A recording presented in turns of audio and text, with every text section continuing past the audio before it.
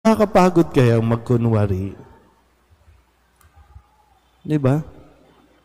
May stress ka, may stroke ka pa, magkakasakit ka sa pagpipilit mong itago ang katotohanan, itago kung ano ang totoo.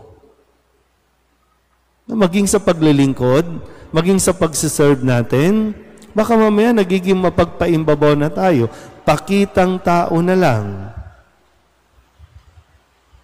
Kaya uulanin tayo ng uulanin dito.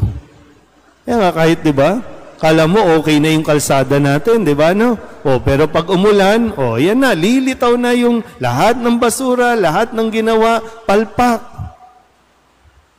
Kaya kahit anong pagtatago natin, isang araw, lalabas at lalabas yan. So, pagdating nun, lahat pala, paimbabaw lang.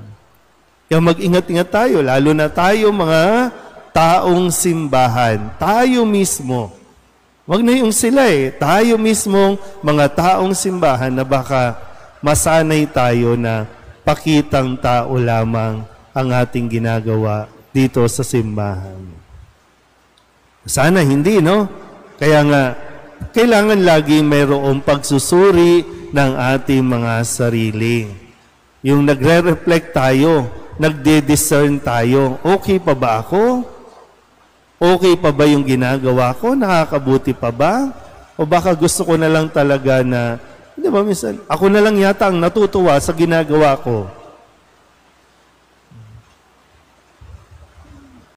Pero, di ba, talagang masakit man ang katotohanan, pero yan din naman talaga ang tutulong sa atin, yan din talaga ang magpapalaya sa nararamdaman natin.